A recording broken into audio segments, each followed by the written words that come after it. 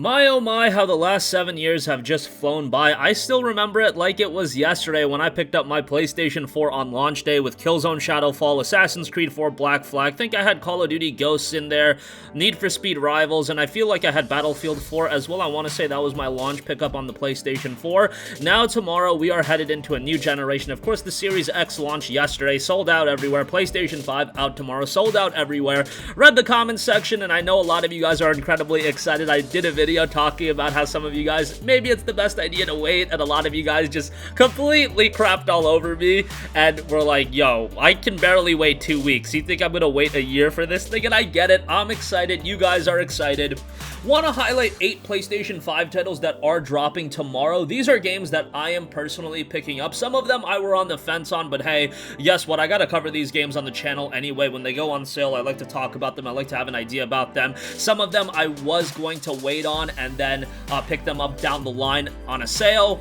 But thankfully, Target came in clutch, and I was able to get some of those games that I was on the fence about, and I was able to get those on a discount. So without further ado, let's get right into it. Got 6 games that everybody's kind of aware about, and then 2 games that are a little bit more fringe titles, so we'll go over those at the end. But first of all, of course, Demon's Souls Remake is the game that everybody's looking forward to. I'm not even the biggest fan of the Souls franchise, as you guys might know, but I'm incredibly excited about this game. I played Demon's Souls back in 09, and I remember enjoying the game, but I also remember it being relatively janky.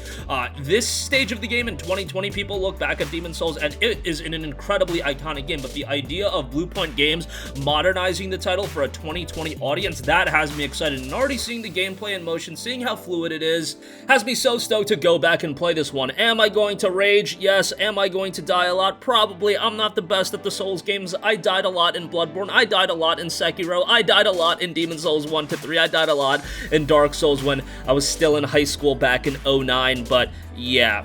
Excited to give this remake a go. It'll be exciting to also see if Bluepoint added anything. I mean, they have definitely deepened the customization options, but in terms of content, we're still left in the dark a little bit as far as if it's extending the experience, if it's the fundamental Demon's Souls experience that we know and love. A lot of it obviously is going to remain the same. It is a remake at the end of the day, but really excited to go into this one.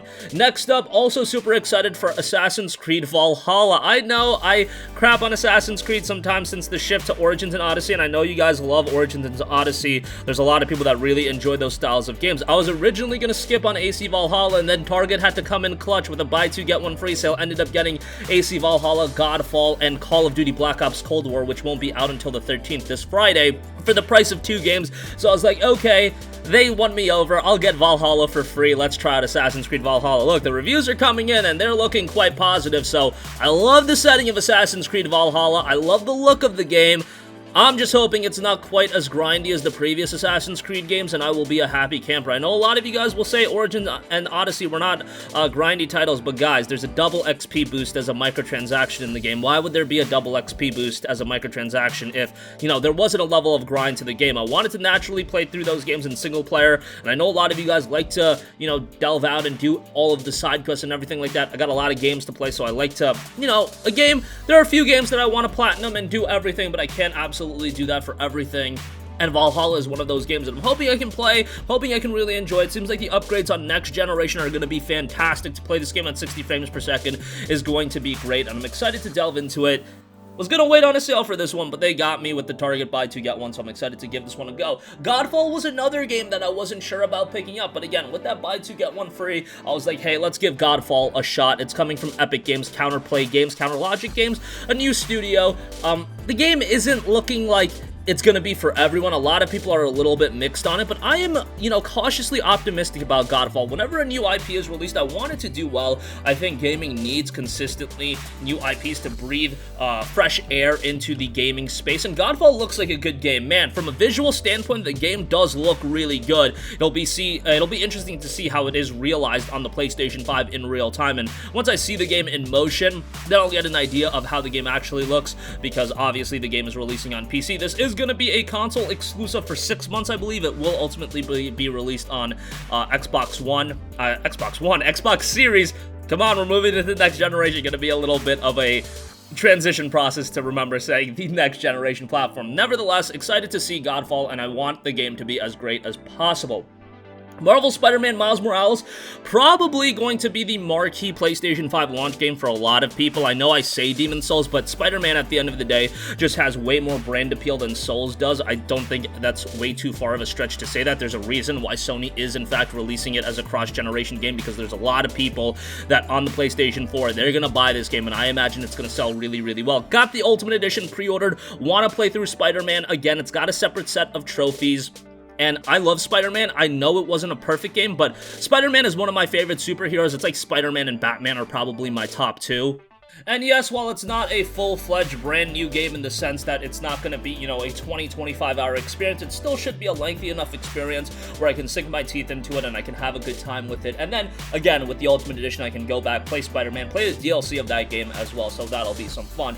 Next up, Sackboy: A Big Adventure. Really excited for this one. Another cross-gen title, but I am a big fan of Little Big Planet. I thought Sackboy was an awesome, you know, mascot for Sony that unfortunately went to the wayside for quite a while, but now is back with Sackboy: A Big Adventure, seemingly general platforming experience, which is absolutely fine. I'm all for good platformers on the PlayStation platforms.